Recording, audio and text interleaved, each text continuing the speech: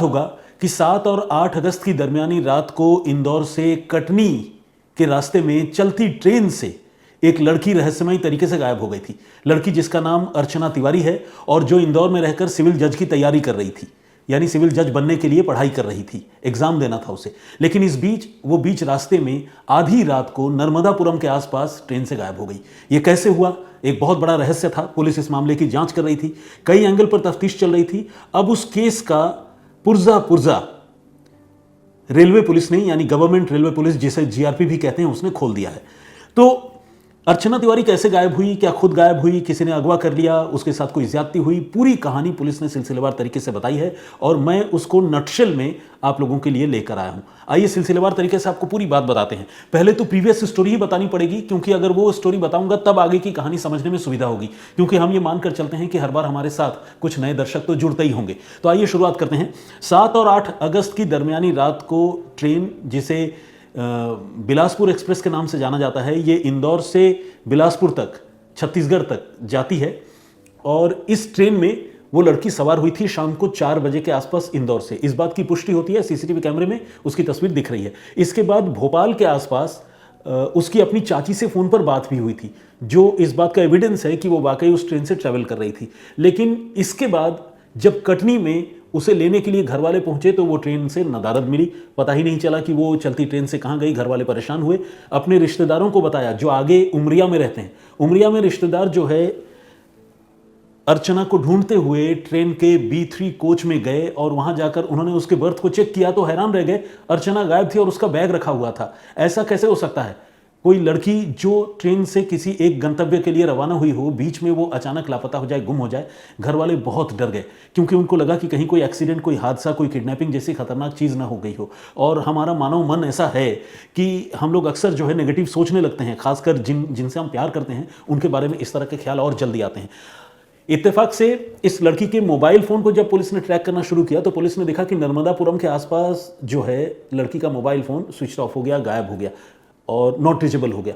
तो घर वाले और घबरा गए, क्योंकि नर्मदापुरम के पास ही नर्मदा नदी बहती है और नर्मदा नदी इन दिनों बारिश की वजह से उफान पर है। अगर बारिश नहीं भी हो तो भी नर्मदा नदी काफ़ी खतरनाक है, काफ़ी पानी है और बहुत मगरमच्छ नर्मदा नदी में हैं, जितना मैं जानता हूं। तो इसके बाद वहां पर नर्मदा नदी में भी सर्च ऑपरेशन की शुरुआत हुई। घर वाले ये सब देख देख कर और खबरें सुनकर बीमार पड़ गए। वो रक्षाबंधन पर अपने घर जाने के लिए निकली थी और उससे पहले ये सब कुछ हो गया। घर वाले बहुत परेशान हुए और उन्होंने पुलिस में रिपोर्ट लिखवाई। पुलिस इस मामले की जांच करने लगी और पुलिस ने सबसे पहले जो है अलग अलग सीसीटीवी फुटेज चेक करने की शुरुआत की। आपको जानकर हैरानी होगी और अच्छा भी लगेगा कि पुलिस ने, जीआरपी ने इंदौर के बाद, मतलब कहें कि भोपाल के बाद, क्योंकि भोपाल तक तो उसकी प्रेजेंस दिख रही है, भोपाल और कटनी के बीच में जो भी रेलवे स्टेशन हैं, उन रेलवे स्टेशंस के और उन रेलवे स्टेशन को आने जाने वाली सड़कों के अलग अलग जगहों के कम से कम 400 सीसीटीवी कैमरों की फुटेज पुलिस ने इन दिनों में चेक की। और चेक करने के बाद जो है पुलिस की तफ्तीश धीरे धीरे आगे बढ़ रही थी। पुलिस को समझ में नहीं आ रहा था कि लड़की खुद गई है या कोई उसे अगवा करके ले गया है। लेकिन पुलिस ने एक चीज़ नोटिस किया कि लड़की के मोबाइल फ़ोन में किसी के साथ उसकी बहुत लंबी बातचीत के डिटेल जो है वो मौजूद नहीं थे।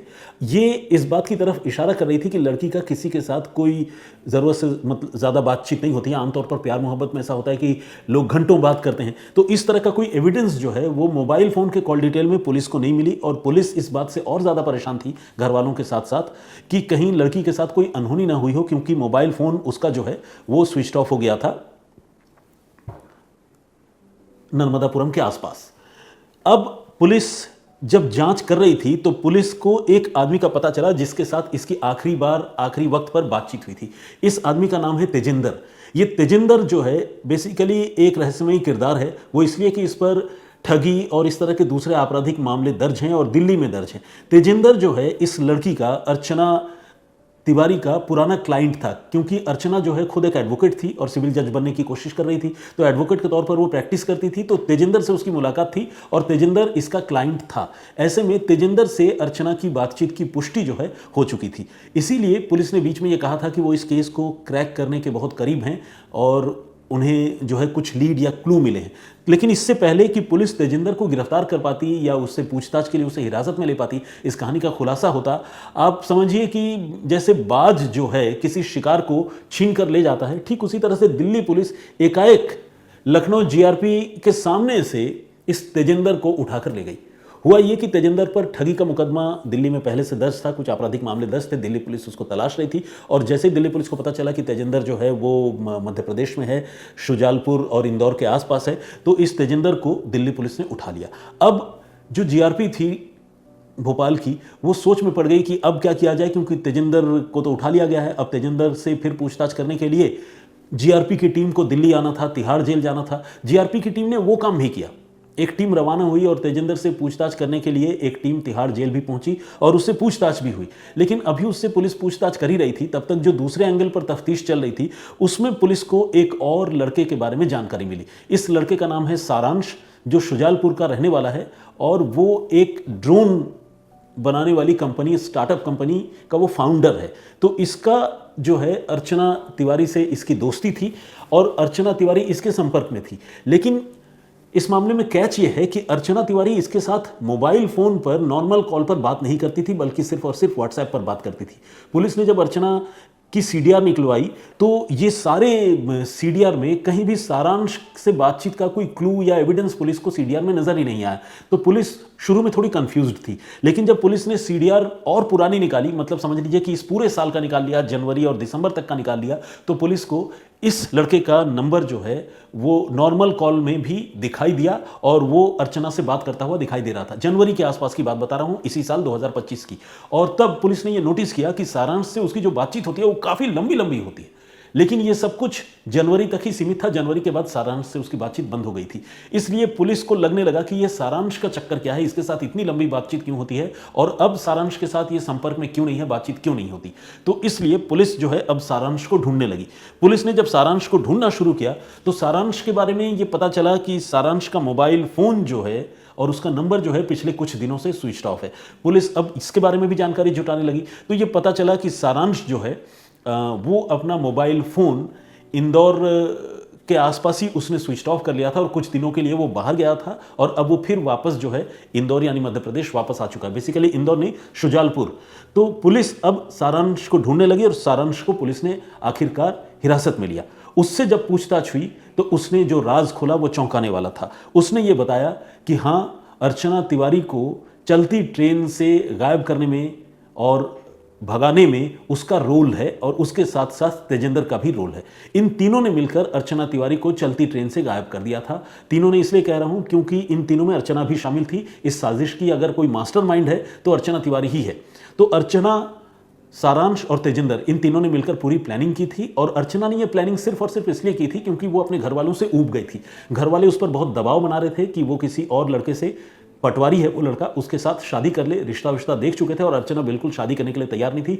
वो अपने करियर को परस्यू करना चाहती थी, जीवन में आगे बढ़ना चाहती थी और सारांश उसका दोस्त था तो उसने सारांश से मदद मांगी। सारांश इस काम के लिए तैयार हुआ और तेजिंदर सारांश को भी जानता था और अर्चना का क्लाइंट था, ये भी शुजालपुर से इसका कनेक्शन है। तो इन तीनों ने मिलकर जो है ये प्लानिंग की। जब ये लड़की ने कहा सारांश को और तेजिंदर को कि मैं घर से भाग जाना चाहती हूँ, घर वालों ने बहुत परेशान कर रखा है, ज़बरदस्ती मेरी शादी कर रहे हैं, तो उन्होंने कहा भाग जाओ, यहीं से भाग जाओ। तो उसने कहा कि नहीं, यहाँ से भाग जाने से मामला बिगड़ जाएगा, हो सकता है कि मुझे, मेरे पीछे मुकदमा दर्ज हो जाए, मुझे ज़्यादा इंटेंसिटी से ढूंढा जाए और घर वाले परेशान हो जाए। तो इसलिए मैं जो है ऐसे नहीं भागूंगी, बल्कि मैं भागूंगी तो इस तरह भागूंगी कि घर वाले भी सोच में पड़ जाएंगे। इसके बाद उसने पूरी प्लानिंग सारांश को और तेजिंदर को बताई। उसी प्लानिंग के तहत ट्रेन का टिकट लिया, ट्रेन में वो बैठी और कटनी से पहले ये आधे रास्ते में उतर गई। लेकिन इसको पता था कि अगर आधे रास्ते में वो ट्रेन से कहीं उतरेगी तो सीसीटीवी कैमरे में पकड़ में आ जाएगी, तो उसका भी इसने तरीका ढूंढा। तेजिंदर जो है इस मामले में उसको असिस्ट करने के लिए उसी ट्रेन में ट्रेवल कर रहा था और वो इसके लिए कपड़े लेकर आया था। वो कपड़े सारांश जो है खरीदकर उसने तेजिंदर को दिए थे। चलती ट्रेन में तेजिंदर ने कपड़े जो है अर्चना तिवारी को दिए। अर्चना जिन कपड़ों में इंदौर रेलवे स्टेशन से सवार हुई थी उन कपड़ों को उसने चलती ट्रेन में चेंज कर लिया और चेंज करने के बाद B3 कोच में वो थी, लेकिन वो बाहर ट्रेन से जब उतरी तो A2 कोच से उतरी। और कहाँ उतरी जानते हैं? ऐसी जगह पर उतरी जहां पर सीसीटीवी की रेंज न हो। वो स्टेशन है इटारसी।